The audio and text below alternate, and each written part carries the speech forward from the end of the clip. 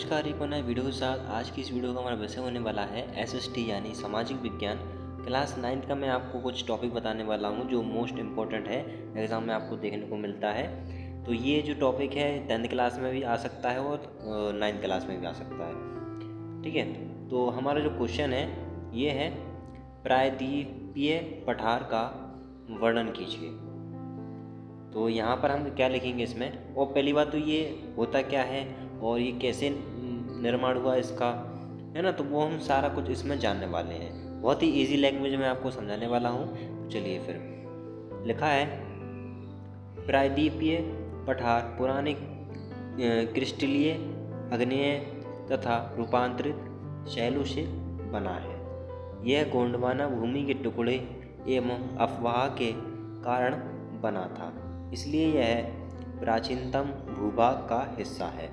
इस पठारी भाग में चौड़ी तथा छिछली घाटियाँ एवं गोलाकार पहाड़ियाँ हैं। इस पठार के दो मुख्य भाग हैं। दोस्तों, आपने ज्वालामुखी का नाम सुना होगा।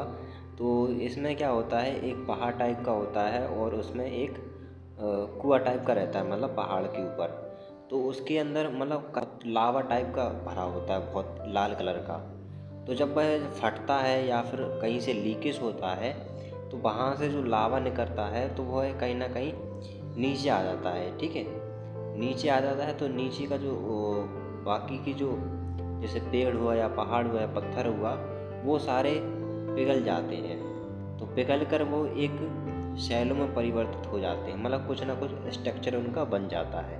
तो वो जो लावा होता है इतना गर्म होता है कि वह पत्थर को समेत गला देता है, मतलब पिघला देता है लोहे की तरह। जैसे लोहा पिघल जाता है ना गर्म होने पर, इसी प्रकार से लावा से पिघल जाता है। तो इसी प्रकार से यहाँ पर जो क्षेत्र है उसका निर्माण हो जाएगा था उनके। यहाँ पर लिखा है, यहाँ यह गोंडवाना भूमि के टुकड़े एवं अफवाह के कारण बना था। तो ऐसे शैलों का निर्माण हो जाता है, इसलिए इस प्राचीनतम भूभाग का हिस्सा है। इस पठारी भाग में चौड़ी तछली घाटियाँ होती हैं। तो फिर उसी प्रकार से घाटियाँ ही बन जाती हैं। कैसी हो जाती हैं घाटियाँ, गोलाकार भी हो जाती हैं, क्योंकि वह लावा है। जो पानी देखा हो आपने तो वो ज़्यादातर गोलाकार आकार में बढ़ता है आगे, इसी प्रकार से ये लावा भी। तो यहाँ पर जो है पहाड़ जो होते हैं उनको भी पिघला देता है और गोलाकार में परिवर्तित हो जाता है। फिर जब वो ड्राई हो जाता है, सूख जाता है, तो वो एक गोलाकार और घाटिया के रूप में परिवर्तित हो जाता है। इस पठार के दो भाग हैं। कैसे हैं, मध्य उच्च भूमि और दक्कन का पठार। आइए हम जान लेते हैं। सबसे पहले जानेंगे दक्कन का पठार। तो यह एक तिकोना भूखंड है जो नर्मदा नदी के दक्षिण में स्थित है। तो ये जो मोस्ट इम्पॉर्टेंट क्वेश्चन है दक्कन का पठार, ये अलग से भी आ सकता है, और ये जो मैं आपको बता रहा हूँ क्वेश्चन ये पूरा डिटेल में है अपना। तो जब आप लघु में आए या लॉन्ग में आए तो आप इसी प्रकार से लिखेंगे। तो देखिए, यह एक तिकोना भाग है जो नर्मदा नदी के दक्षिण में स्थित है। उत्तर इसके चौड़े आधार पर सतपुड़ा की श्रृंखला है, जबकि महादेव कैमूर की पहाड़ियाँ एवं मैकाल श्रृंखला इसके पूर्वी विस्तार है। दक्कन के पठार के पूर्वी एवं पश्चिमी सिरे पर क्रमांश पूर्वी तथा पश्चिमी घाट स्थित हैं। मतलब कि पश्चिमी स्थान पर पश्चिमी घाट हो गए और पूर्वी स्थान में पूर्वी घाट हो गए, है ना। तो इस प्रकार से पठारी क्षेत्र बहुत पुरानी स्थलाकृति है जिसका क्षेत्र बहुत विशाल है। इस पठार की एक प्रमुख विशेषता काली मिट्टी है। ठीक है, तो ये जो पठार होता था यहाँ पर स्थित काली मिट्टी जरूर पाई जाती है, हमेशा से पाई जाती है।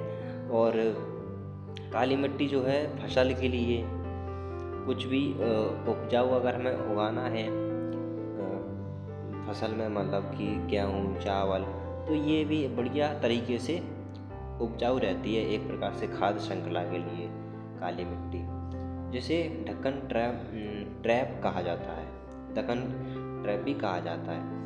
इसका उद्गम ज्वालामुखीय है और इसलिए चट्टानें आग्नेय है।